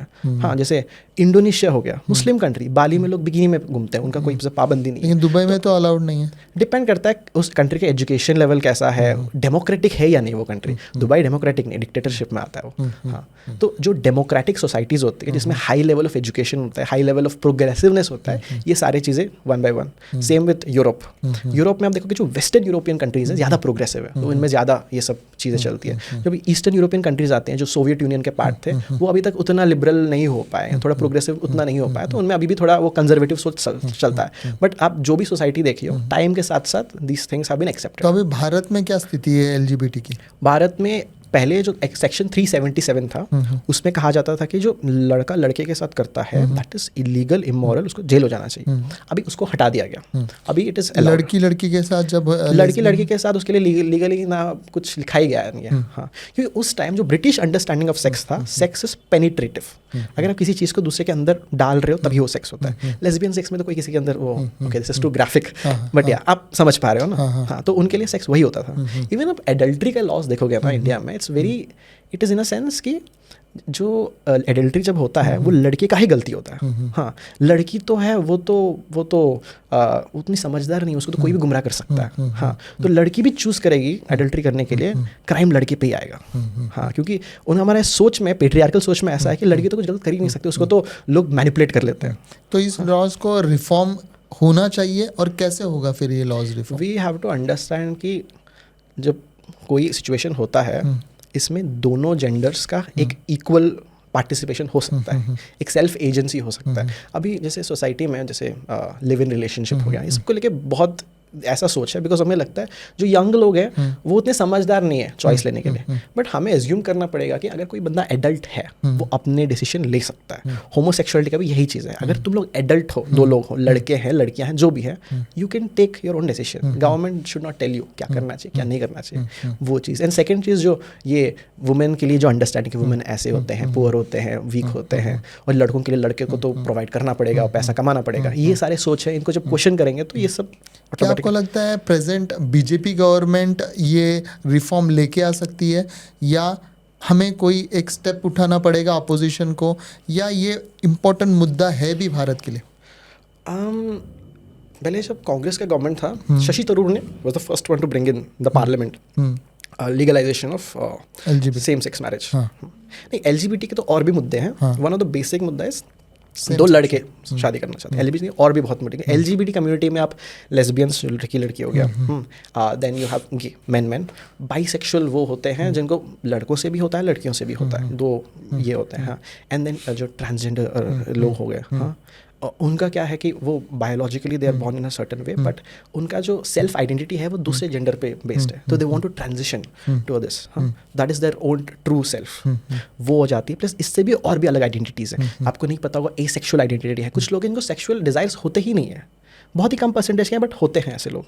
हाँ, कुछ लोग होते हैं जो ए रोमांटिक होता है, उनको रोमांटिक फीलिंग्स नहीं होती बस सेक्शुअल फीलिंग्स होती है। कोई लोग होते हैं पैन सेक्शुअल होते हैं, उनको जब उनको प्यार करना होता है वो जेंडर नहीं देखते हैं, वो कोई भी जेंडर का उनको सोल टू सोल प्यार हो जाता है। बाइसेक्सुअल हुआ ना फिर? नहीं, बाइसेक्सुअल में आप ये मान के चलो कि 2 ही जेंडर है। पैन सेक्शुअल में कहते हैं तो जेंडर जो है स्पेक्ट्रम ही हम नहीं देखते हैं, कोई फ़र्क ही नहीं है जेंडर से। तो वो उसमें भी बहुत सोच है, बहुत आइडियाज़ हैं एक्सप्लोर करने के लिए। लेकिन फिर आपको ये नहीं लगता लक्ष्य कि सोसाइटी का स्ट्रक्चर ही बिगड़ जाएगा अगर इस तरीके से सोसाइटी फंक्शन करेगी? देखिए, मैं बताता हूँ सोसाइटी का स्ट्रक्चर क्यों बिगड़ता है। सोसाइटी का स्ट्रक्चर आजकल देखिए, शादी जो भी होता है यूएस में भी आप देखोगे, जब बचपन में लोग ग्रो हो रहे हैं, दे ऑल वांट कि एक दिन हम भी शादी करेंगे, हम भी बच्चे करेंगे, सबका ये होता है। बट आजकल आप देखोगे, अगर आपको शादी करके रहना है, you need at least 2 BHK house rent पे, कि आप एक बेडरूम में रहोगे, बच्चे एक में करोगे। उसके लिए you have to earn a certain level of income. Correct. The main thing stopping marriages is the economy. आज जॉब मार्केट इतना ख़राब है, एजुकेटेड लोग बीटेक करके MBA करके अनएम्प्लॉयड पड़े हैं, जिनको जॉब मिल भी रहा है 4 LPA 2 LPA 3 LPA, कहाँ से अफोर्ड कर पाएंगे? यूएस में भी we have seen the same trend because economy is not allowing. आप देखेंगे इतने मैरिज रेट इतना कम क्यों हो गया वेस्टर्न कंट्रीज में? Economy is not supporting. It is because of those system. It's not LGBT आके अब मेरे को शादी करना है, मेरे को किसी से प्यार है, अब कोई आके बोलेगा लेस्बियन जे, मैं थोड़ी और उसको रोक दूंगा, मेरा प्यार तो है, मेरे को करना है शादी, बच्चा करना है। तो ये इवन LGBT लोगों में भी जो लेस्बियंस होते हैं, गेस होते हैं, they also want to stick to a partner, make love and start a family. उनको ऑब्वियसली खुद के बच्चे नहीं होते, adopt, they are open to adoption and all, but इनके लिए भी the main factors stopping this it's the economy. Even you can say इनके लिए तो खासकर LGBT के लिए तो शायद कानून भी है ना, बिकॉज फिर इनहेरेंट ऑफ प्रॉपर्टी लीगलाइजेशन वो भी प्रॉब्लम है। That is why they are demanding कि मैरिज राइट्स उनको दे। जब मैरिज राइट्स आ जाएंगे तो सरनेम्स एक हो जाएंगे, इनहेरिटेंस हो जाएगा, एडॉप्शन हो जाएगा। That is why it is very important that they get the right to have same sex marriage. तो फिर पॉलीगैमी को भी एक तरीके से प्रमोशन दो, ऐसे ही आप कह रहे हैं फिर? पॉलीगैमी, अब देखिए इंडियन सोसाइटी में पॉलीगैमी एग्जिस्ट किया हुआ है, पॉलीगैमी भी है, पॉलीगाइनी भी एग्जिस्ट किया हुआ है, क्योंकि वी नो फ्रॉम महाभारत के टाइम में भी the Pandavs had one wife, and then historically speaking also this one husband one wife वाला थिंग इज पोस्ट कॉन्स्टिट्यूशन। इससे पहले Hindus had multiple wifes, Hindu kings had multiple wifes, Muslim kings had multiple wifes. जो tribal societies है North East में, उनके तो one wife having multiple husbands still happens, they have that provision. तो ये structure exist किया है। हाँ, right now for the sake of simplicity and equality we are saying one wife one husband, but for some religions we have that because उनका कहना है कि उनके religion के according से होता है, so वो तो अपना रास्ता अलग है, but that is not included in the LGBT sort of a framework। जब भारत का कॉन्स्टिट्यूशन लिखा जा रहा था तो फिर हिंदू लॉ और मुस्लिम लॉ ये दो अलग बनाने की जरूरत क्या थी? जब कास्ट सिस्टम के वाइज सिर्फ रिजर्वेशन दिया, लॉ को ये अलग नहीं बनाया कॉन्स्टिट्यूशन में, तो ये दोनों को ही क्यों? फिर हमने माइनॉरिटी में क्यों नहीं सिख्स को लिया, या हमने क्रिश्चियनिटी को, या फिर हमने पारसीज को क्यों नहीं लिया? माइनॉरिटी में हमने Christians are also considered minority in India. तो ये जो इस्लामिक लॉज है वो क्रिश्चियंस को लग रहे हैं? क्रिश्चियंस के लिए अलग, क्रिश्चियंस अलग है इंडिया में। तो अगर क्रिश्चियंस में क्राइम होता है तो उनके लिए लॉ अलग है? नहीं, क्राइम के लिए नहीं, जो पर्सनल लॉज है, शादी होने के लिए, इनहेरिटेंस होने के लिए। और इस्लाम के लिए? इस्लाम के लिए भी personal laws are different, Hindus के लिए भी पर्सनल लॉज आर डिफरेंट। अच्छा। हाँ, तो क्या हुआ था when independence happened, we also have to understand. तो सिविल लॉज आप बोल रहे हैं क्रिश्चियनिटी के लिए अलग है? नहीं, civil personal laws are different, civil laws are same. अगर आप मर्डर करोगे तो उसमें धर्म नहीं देखेंगे। सिविल लॉज तो क्राइम लॉ, नहीं, क्राइम इवन सिविल लॉ, जैसे कि इनहेरिटेंस ऑफ प्रॉपर्टी भी अलग है ना, मुस्लिम्स में अलग है, हिंदूज में अलग है लॉ में।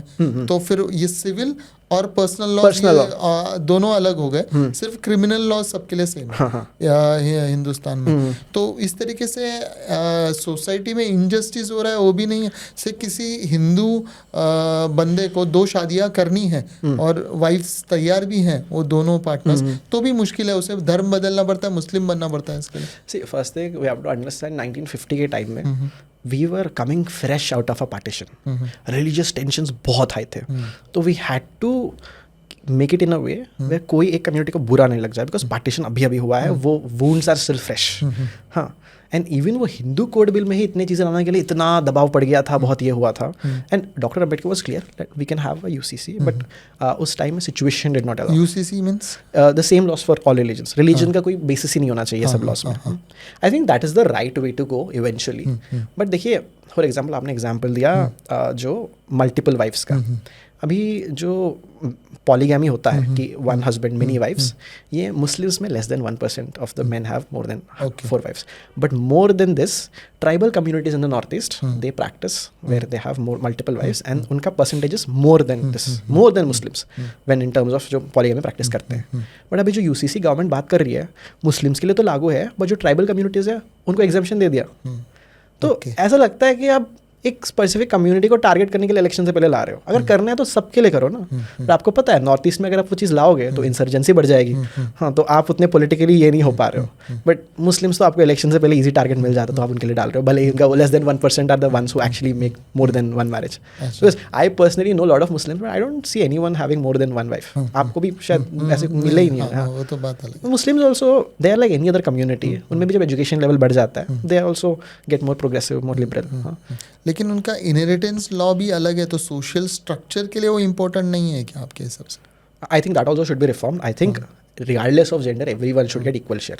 ये जेंडर के हिसाब से शेयर बदलना दैट इज अगेन पेट्रियार्कल सोच कि लड़की को ज़्यादा मिलना चाहिए, लड़की को कम मिलना चाहिए. पेट्रियार्कल सोच.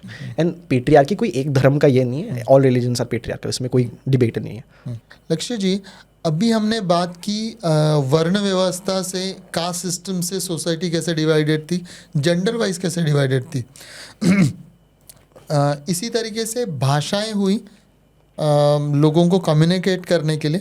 आज वो भाषाएं ही सोसाइटी में दरार डाल रही हैं. कहीं हम कहते हैं कि हिंदी बोलना बहुत ज़रूरी है, कहीं हम कहते हैं कि क्योंकि चेन्नई में आप जाओगे तो रिक्शा वाला भी लेता नहीं है, कहता है कि तमिल नहीं आ रहा है तो आप बैठ मत. उसी तरीके से महाराष्ट्र में भी थोड़ा सा ज़बरदस्ती उसकी मराठी बोलने नहीं आती तो प्रॉब्लम होती है. तो इसका क्या बारे में आपको क्या बोलना है? देखिए, पहली बात I want to make it clear, Hindi is a beautiful language. हमको हिंदी लैंग्वेज से कोई हेट नहीं है. हाँ. हम हिंदी इम्पोजिशन के बारे में बोल रहे हैं. हाँ. स्टार्टिंग में नॉर्थ इंडिया से ही समझ लेते हैं. नॉर्थ इंडिया में हरियाणा में हरियाणवी खड़ी बोली, यूपी में ब्रिजभाषी, देन अवधी, एंड बिहार में Bhojpuri. These were all Hindi जैसे ही लैंग्वेजेस जिनका खुद का लिटरेचर था, खुद का पोइट्री था, खुद का एक एसेंस था. फिर जब हिंदी को they wanted to make it national language, official language, इन्होंने क्या किया, ये सारे लैंग्वेजेस जिनका खुद का पोइट्री है, खुद का लिटरेचर है, इनको डायलेक्ट का नाम दे दिया. हाँ, डायलेक्ट का नाम देके इन सबको हिंदी के कलर में पेंट कर दिया. एंड अब क्या हुआ है, अब बिहार में स्कूल में जाओगे, यूपी में स्कूल में जाओगे, जो स्कूल में बच्चे पढ़ते हैं it is the standard Hindi. जो लोकल लैंग्वेज जैसे अवधी हो गया, भोजपुरी हो गया, ये सिर्फ घर में ही लोग बोल रहे हैं. एंड घर पे ही जब वो लैंग्वेज बोलते हैं तो लिटरेचर तो आप घर पे नहीं सीखते हो, पोइट्री आप घर पे नहीं सीखते हो, तो ये लैंग्वेज का जो कल्चर है वो तो दब गया. And this is the effect of Hindi imposition on north India. तो ये सारे स्टेट्स का वो कल्चर वगैरह तो दब गया. नाउ दे आर सेइंग कि इंडिया को पूरा कनेक्ट करने के लिए, कश्मीर से कन्याकुमारी तक कनेक्ट करने के लिए दे नीड अ लैंग्वेज. देखिए, साउथ में है ना, तो जैसे तमिलनाडु हो गया, जब नॉर्थ में कई सारे किंगडम्स टूटे फूटे थे, साउथ का चोला एम्पायर तमिलनाडु का, हम लोगों ने इंडोनेशिया कब्जा कर लिया था, म्यांमार कब्जा कर लिया था, वियतनाम तक चोला शिप्स पहुंच गए थे. बे ऑफ बंगाल को चोला पॉन्ड कहा जाता था, इतना दबदबा था. तो they are very proud people. And Tamil जो लैंग्वेज है it is as old as Sanskrit.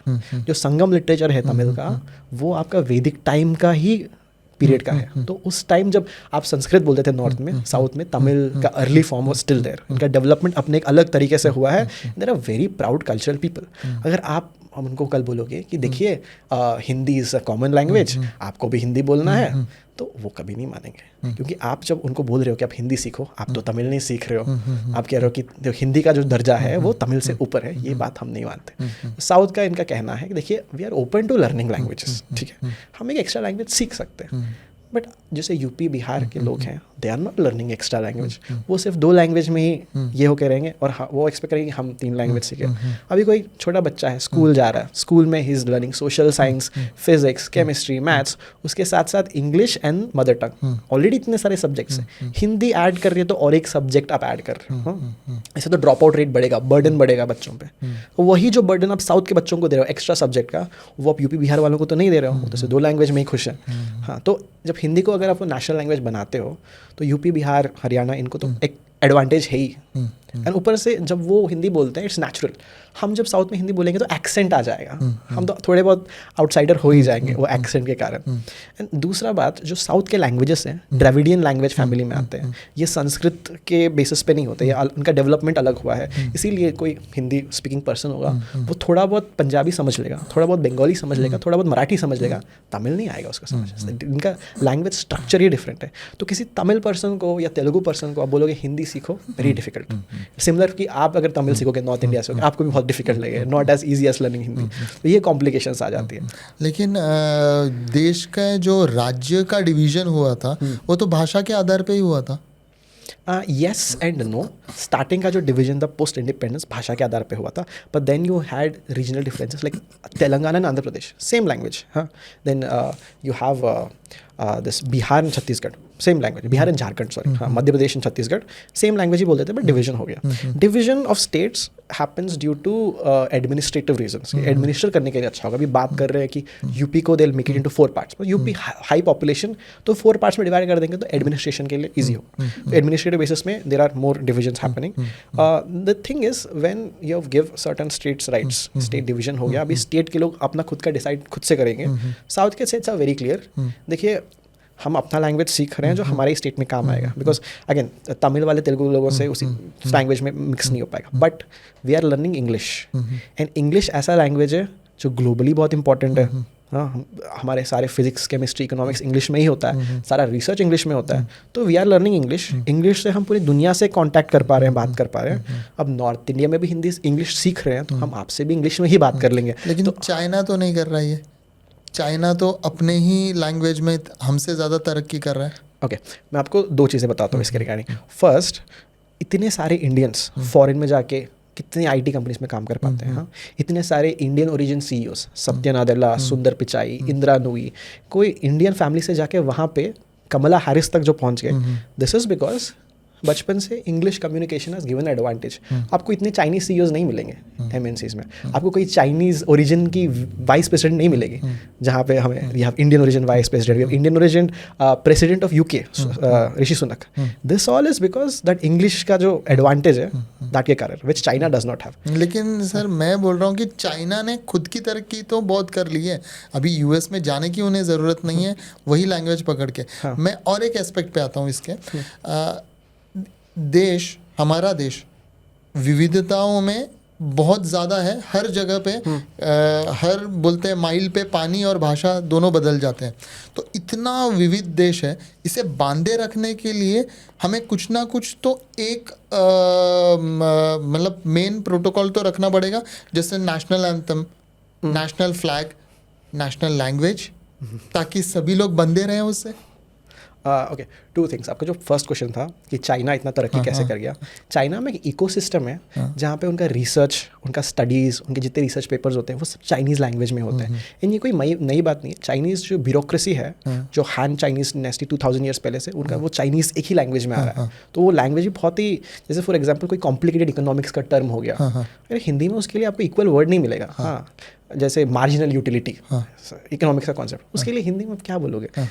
Lot of are words जो हम हिंदी मीडियम में पढ़ते भी हैं तो इंग्लिश वर्ड्स को ही हिंदी में लिख लेते हैं, but Chinese language has developed that level of sophistication. उन्होंने वो इकोसिस्टम बनाया है कि रिसर्च चाइनीज़ लैंग्वेज में हो पाए, एंड उसको बनाने के लिए it took lot of time for them. हम लोग आज स्टार्ट करेंगे तो कम से कम 120 साल लग जाएंगे वहाँ तक पहुँचने के लिए। ठीक है, आप अगर हिंदी में वो इकोसिस्टम बना लेते हो देन विल कंसिडर, अभी के लिए तो वो बहुत दूर की बात है। That is one thing. And second thing, आपने जो ये यूनिटी की बात कही, India is a country of unity and diversity.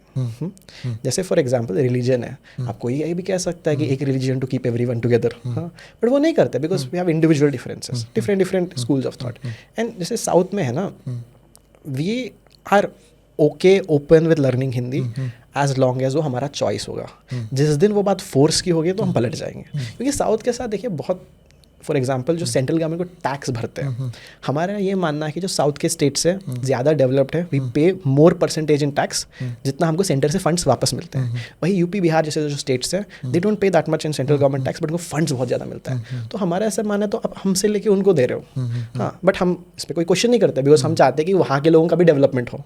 But अभी क्या हो रहा है, अभी जो हमारे जो सीट्स है फॉर पार्लियामेंट्री कॉन्स्टिट्यूंसीज, वो जो नंबर ऑफ एमपीज़ का जो है वो अभी चेंज होने वाला है डिलिमिटेशन के बाद। तो डिलिमिटेशन में वो क्या कह रहे हैं कि जो पॉपुलेशन के बेसिस पे सीट्स को फिर बांटा जाएगा। Correct. तो यूपी बिहार का पॉपुलेशन बहुत ज़्यादा ग्रो हुआ है, Correct. तो उनका 70-80% सीट्स ग्रो होगा। Correct. तो साउथ का सिर्फ 20% ही ग्रोथ है, तो हमारा सीट्स 20% बढ़ेगा। तो इससे क्या होगा, जो रिप्रेजेंटेशन है, पॉलिटिकल पावर है, नॉर्थ का बहुत बढ़ जाएगा, ऑलमोस्ट डबल हो जाएगा।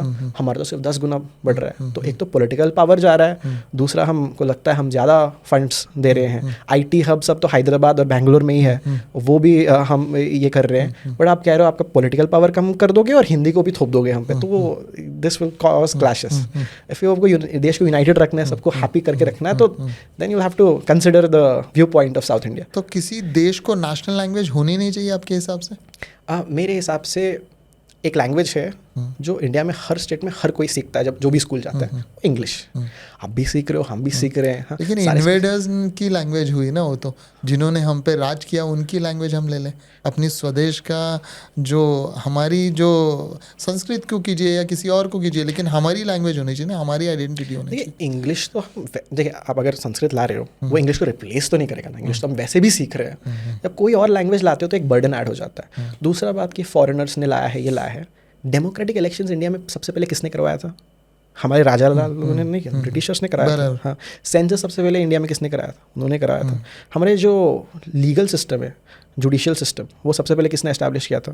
ब्रिटिशर्स ने किया था। अभी तक जो भारतीय न्याय संहिता, IPC का ही ट्रांसलेटेड वर्जन है। हमारा लीगल सिस्टम, हमारा administrative system, road system, railway system, electricity system, जितने सब हमने इनहेरिट किया है वो तो ब्रिटिशर्स ने ही बनाया है। हाँ? तो ये चीज़ पे ये नहीं कह सकती ये तो ब्रिटिश का है। हाँ? ये हमारा स्ट्रक्चर ही एक तरीके से उन्होंने ही बनाया हुआ है। तो आप कह रहे हैं कि लेकिन लैंग्वेज भी ले लें, इंग्लिश को हम नेशनल लैंग्वेज बना दें?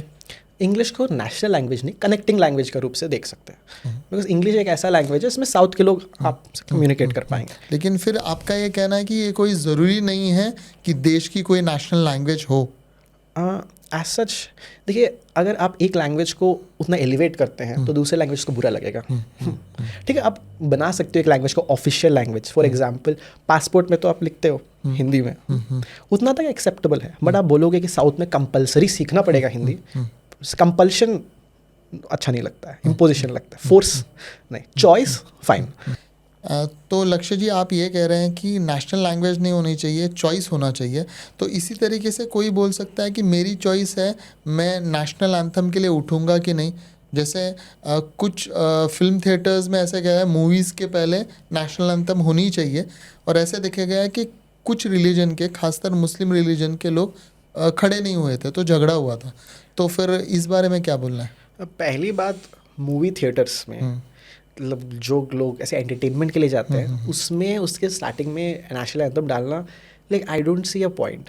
फॉर एग्जाम्पल, कोई ऐसे कोई एडल्ट सेक्सुअल मूवी देखने जा रहा है, सनी लियोनी का मूवी देखने जा रहा है, उससे पहले आप नेशनल एंथम डाल रहे हो, तो नेशनल एंथम एक तरीके से डिसरेस्पेक्ट ही कर दिया आपने। तो ये एंटरटेनमेंट के लिए जब लोग जा रहे हैं, मूवी देखने जा रहे हैं या जिम जा रहे हैं या स्विमिंग पूल जा रहे हैं, हर जगह से पहले आप नेशनल एंथम डालोगे तो क्या पॉइंट है? नेशनल एंथम का एक सर्टन पर्पस और एक सिग्निफिकेंस होता है, वो ओकेजन के हिसाब से होता है। कोई डे ऑफ नेशनल इंपॉर्टेंस है, इंडिपेंडेंस डे, रिपब्लिक डे, उस कंटेक्स्ट में नेशनल एंथम को यूज़ करना है। इस प्रॉपर हर जगह नेशनल एंथम को डालना एक तरीके से यू आर फोर्सिंग नेशनलिज्म। लेकिन कुछ धर्म लोग ये मानते हैं कि हम किसी चीज़ के सामने झुकेंगे नहीं जब तक उनके धर्म की चीज़ नहीं हो।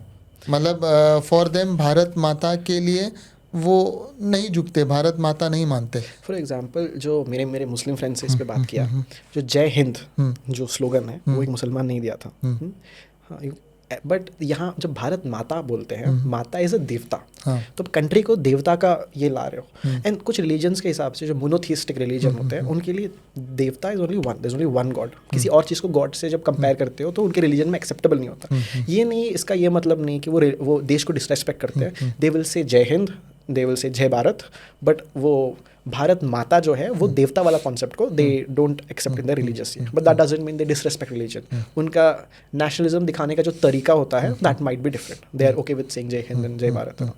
तो नेशनल एंथम के सामने खड़े न होने की बात को क्या कहेंगे आप? देखो, personally I wouldn't support this whosoever is doing, but I don't think आप अगर किसी का नेशनलिज्म नाप रहे हो तो नेशनल एंथम रिस्पेक्ट करना नहीं रिस्पेक्ट करना उस पर बात नहीं होनी चाहिए। बात होनी चाहिए जैसे for example lot of Indians national anthem के लिए खड़े हो जाएंगे, फिर वही जाके जो गवर्नमेंट ने रोड बनाया उस पर थूक देंगे, लिटर कर देंगे, लॉस को तोड़ेंगे, अपने फेलो इंडियन सिटीजन्स को रेस्पेक्टफुली ट्रीट नहीं करेंगे, भेदभाव करेंगे, रेसिज्म करेंगे नॉर्थ ईस्ट के अगर कोई आता है इंडिया में। I think it's a more holistic overall देखना चाहिए। सिंबॉलिक चीज़ों पे हम बहुत अटक जाते हैं कंट्री में, लगता है मुझे।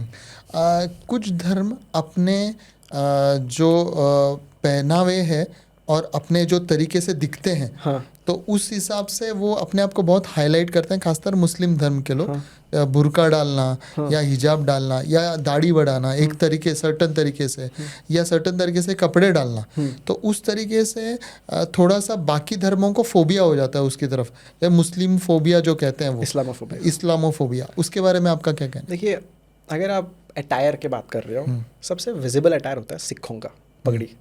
पगड़ी पे मैंने आज तक किसी को कंप्लेन करते हुए नहीं देखा। वही मुस्लिम कोई स्कल कैप पहन लेता है, मुस्लिम औरत बुर्का पहन लेती है तो बहुत बड़ा बवाल हो जाता है, सेक्युलरिज्म की बात आ जाती है। अगर आप ये कमेंट कर रहे हो, सभी रिलीजन्स के लिए इक्वली करो। और दूसरा चीज़, our constitution is clear, equality. अगर आपको रिलीजियस प्रैक्टिस करना है, आप जब तक किसी और को चोट नहीं पहुंचा रहे हो, देन इट इज़ फाइन, आपको जो पहनना पहन सकते हो। ऑब्वियसली अगर कोई एग्जाम देने जा रहे हो, वेरिफिकेशन होना है फीमेल स्टूडेंट्स का, मेक श्योर कि कोई और फीमेल वेरीफाई करे, then that is fine, as long as respect is given, respect is taken. We should not take issue with these things, because again, see, आप अगर हिजाब बैन भी कर लेते हो ना, it is not so easy, because जो बहुत सारे मुस्लिम कम्युनिटीज़ के लोग हैं जो प्रोग्रेसिव हैं, ठीक है चलेगा, but even now large percentage of Muslims coming from states like UP, Bihar, they are not so progressive उस मामले में। तो आप ये देख रहे हो कि वो मुस्लिम जो लड़कियाँ हैं उनके एजुकेशन रुक ही जाएगा इसके कारण। हाँ, तो we should not have policies जिसको शॉर्ट टर्म में it is causing loss to this communities. उनका लिटरेसी में लॉस हो गया, एजुकेशन में लॉस हो गया, अपॉर्चुनिटी में लॉस हो गया। क्या पता वही लड़की जो हिजाब पहन के स्कूल गई, कल को वो बहुत बड़ी डॉक्टर बन जाए, बहुत लोगों का सेवा करे, एंड ये हिजाब के कारण उसका स्कूल जाना रुक गया हो। लेकिन ये आपको ऐसा नहीं लगता है कि आप अपनी स्टेटमेंट को कुछ अलग ढंग से बोल रहे हैं? क्योंकि जेंडर इक्वलिटी तभी आएगी जब हिजाब और ये सब निकल जाएगा ना, या तो ताकि वो और आगे आ जाएं समाज में और दिखे। अपना चेहरा दिखाने को हम उसे क्यों दमन कर रहे हैं एक तरीके से हिजाब से? आपको ऐसा नहीं लगता? देखिए, जो रिफॉर्म होता है ना, वो फोर्स से नहीं आता। आप लीगली बोल दो कि हिजाब बैन हो गया, वो फोर्स हो जाएगा। ये सब चीज़ें होती है कॉन्वर्जेशन के थ्रू। कॉन्वर्जेशनली आप अवेयर कर रहे हो लोगों का दिमाग धीरे धीरे जनरेशन टू जनरेशन बदल रहा है, तब जाके इट विल हैपन। लेकिन बट आप फोर्स कर दोगे तो उनको लगेगा यार, are we not part of India, why हमारे साथ ये हो रहा है। अगर आप हिजाब निकालना चाहते हो, किसी का दम है इंडिया में, कोई पॉलिटिकल पार्टी का किसी सिखों को बोले क्या पगड़ी उतारो, करो तो इक्वालिटी करो ना इसमें। बट क्या होता है, इलेक्शन से पहले सिर्फ एक ही कम्युनिटी दिखता है जिनको डिमोनाइज किया जाता है। तो ये है, अगर इतना ही सेक्युलर बनना है, सारे रिलीजन के सेक्युलर बनो, तो वो कहना है बराबर है। लेकिन फिर इनके एजुकेशन सिस्टम में भी थोड़ा सा वो आप देखोगे तो मुस्लिम्स बहुत ज़्यादा एजुकेटेड होते नहीं हैं, ना मेल होते हैं, ना उनके लड़कियां आज भी हो रही हैं, क्योंकि hardly you find any Muslim scientist yet have received Nobel award for excellence in science something. Point is इनके जो मदरसे होते हैं उनमें बेसिक एजुकेशन छोड़ के सिर्फ अल्लाह की इबादत कैसे करना है और कुरान के बारे में बताया जाता है। उस बुक से जो भी अच्छी आयतें आई हैं वही बताई जाती हैं। तो what about bringing them to mainstream? कुछ चीज़ें तो फोर्सिबली करनी पड़ेंगी, क्योंकि वो धर्म से बंधे हैं। तो फिर वो जैसे कि हम हिंदू अपनी वर्ण व्यवस्था को छोड़ के, कास्ट सिस्टम को छोड़ के, इंटरकास्ट मैरिजेस या कास्ट छोड़ के हम प्रोग्रेसिव सोच रहे हैं, तो क्या ये फोर्सफुल नहीं है? वैसी तरह हर धर्म ने थोड़ा तो और सेक्रीफाइस करना पड़ेगा, आपको नहीं लगता? देखिए, जब इंडियन मुस्लिम्स की बात करते हैं, we have to look at demographic. Kerala के मुस्लिम्स हैं highly educated. We have south से Muslims like APJ Abdul Kalam, science में आपने बोला वेरी रेनाउंड। करेक्ट। तो साउथ के केरला वाले जो मुस्लिम कम्युनिटीज़ हैं, they are also Muslim, but then उनके एजुकेशन लिटरेसी रेट्स 99 तक जाते हैं। Lot of them are doing excellent jobs, and वहाँ पे the women they might B wearing burqa and all, but they are working in companies like PwC, McKinsey, wearing a hijab. तो they are doing proud things. Whereas जो बाकी north Indian Muslims की बात आ जाती है, इनका आप बाकी फैक्टर्स को भी देखो। ये टिपिकली यूपी के जो पूरर एरियाज है इसमें आते हैं। आप ऐसे डिस्ट्रिक्ट्स में जाओगे ना, वहाँ का मुस्लिम जितना कंजर्वेटिव है, उसी गांव का हिंदू भी उतना ही कंजर्वेटिव है। वो पूरा इलाका ही उनका जो ह्यूमन डेवलपमेंट इंडेक्स है, it is as bad as Somalia in some districts in UP and Bihar and all. यहाँ का जब आप इनकम लेवल बढ़ाएंगे, अपॉर्चुनिटीज़ देंगे, तो ये भी they can get to the level of Kerala Muslims, because ये भी मुस्लिम है वो भी मुस्लिम है, and I don't think it is religion stopping them, it is the social factors. जैसे ही सोशल फैक्टर्स आप अच्छे करेंगे, स्कूल्स अच्छे करेंगे, स्कॉलरशिप्स देंगे, तो ये भी बढ़ जाएगा. I don't think force. And आपने जो एग्जाम्पल दिया था कि वर्ण व्यवस्था की इंटरकास्ट मैरिज, अभी even today what 99% marriages are within the caste only, arrange marriages जो है. हाँ, तो हम तो फोर्स नहीं कर रहे हैं ना कि हिंदू को कि अपने कास्ट में शादी नहीं कर सकते करके, वो भी तो बातचीत से ही हो रही है. तो आई don't think force is the solution, specially जब वो किसी माइनॉरिटी के साथ हो. अब एजुकेशन सिस्टम के बारे में क्या बोल रहे हैं, क्योंकि वो तो मदरसा है ना. मदरसा की सो मदरसा जो है, मदरसा जो अरबिक वर्ड है, it means school in the Arabic language. तो मदरसा का क्या होता है, जो हमारे स्कूल जा रहे हैं, सेक्युलर एजुकेशन मिल रहा है, तो उनका कहना है कि स्कूल में तो साइंस फिजिक्स ये सब पढ़ ही रहे हो, हमारे रिलीजियस जो अरबिक सीखना होता है, कुरान पढ़ना होता है, इसके लिए अलग समर स्कूल टाइप का मदरसा होता है. ये स्कूल को रिप्लेस नहीं करता. बहुत लोग जो मदरसा जाते हैं वो स्कूल भी जाते हैं और समर हॉलीडेज के टाइम में मदरसा जाते हैं. कुछ जो केरला वाले फ्रेंड्स हैं, they even some of them go to Dubai, Middle East to do their madrasa religious education.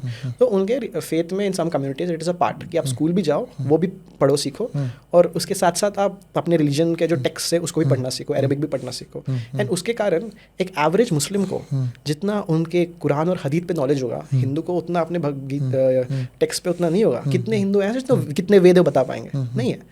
So I think we can pick up a page from their book and we can have Hindu communities also get to have knowledge on the scriptures. I think a lot of Hindus don't have that scriptural knowledge. इसीलिए कट्टरता भी नहीं आती है ना हिंदुओं में, जितना आप उन धर्मों में देखोगे तो.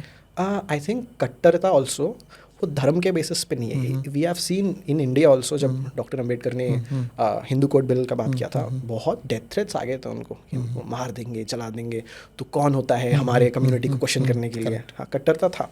And even if you see partition के टाइम में there was one community which was saying we need Hindu Rashtra also, which Savarkar and Hindu Mahasabha and all, they were also equally radical. It's just that Jinnah was able to persuade the British, and British also independence से पहले they want कि इनको आज़ाद तो करके जा रहे हैं, but इनको ऐसा कुछ करके जाएंगे कि लोग कभी ग्रो नहीं कर पाए. हाँ, तो कट्टरता जो है it is a factor of economic distress. जब लोग बहुत ही परेशानी में जाते हैं, they look for easy solution. हाँ, कुछ लोग जैसे पाकिस्तान के जो सुन्नी जो फंडामेंटलिस्ट है, उनको लगता है कि जो यहाँ के माइनॉरिटीज़ को हटा देंगे या कि शिया को हटा देंगे तो देश अच्छा हो जाएगा. और इंडिया में भी देर आर सर्टन विचारधारा के लोग, उनको लगता है मुसलमानों को हटा देंगे तो देश अच्छा हो जाएगा. ठीक है, मान भी लेते हैं कल को कि वो जेनोसाइड कर लिया, मुसलमानों को सबको हटा दिया, भगा दिया, मार दिया, इकोनॉमी बदलने नहीं वाला, जॉब्स नहीं आने वाले, वही अनएम्प्लॉयमेंट रेट रहेगा, रेंट वही बढ़ते जा रहा है, इन्फ्लेशन वही हो रहा है. कुछ तो सोल्यूशन नहीं है ना ये सब चीज़ों का. जब इकोनॉमिक डिस्ट्रेस बढ़ जाता है, लोग सोल्यूशन के लिए देखते हैं कि कहाँ जाए, क्या करें.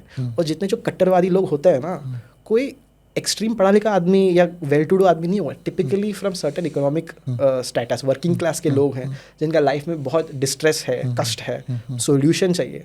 पॉलिटिशियंस उनको ईजी सोल्यूशन देते हैं, यार इनको हटा दो, सब इनके कारण है. बट इतना सिंपल नहीं है. ये प्रॉब्लम्स बहुत ही सालों से, बहुत ही स्ट्रक्चरल प्रॉब्लम्स है. किसी एक वर्क को हटा के कुछ सोल्यूशन तो आने नहीं वाला इसका. ठीक है लक्ष्य, आपसे बहुत अच्छा डिस्कशन हुआ, जिसमें हमने ये तो जान लिया कि वर्ण वाइज या कास्ट वाइज कैसे सोसाइटी डिवाइडेड है, कैसे जेंडर वाइज डिवाइडेड है. नए जो LGBT कानून हैं उनके बारे में जान लिया हमने. इवन धर्म के बारे में, डिवीज़न के बारे में भी जान लिया, और भाषा के भी जान लिया. अभी लास्ट बचता है वो है फाइनेंस के वाइज कैसे सोसाइटी डिवाइडेड है. लेकिन उसके लिए हम वापस आपसे मिलना चाहेंगे, क्योंकि बहुत बड़ा हो गया डिस्कशन, और सच्ची में मज़ा आया आपसे बात करके. Thank you for coming. Thank you. Thank you sir.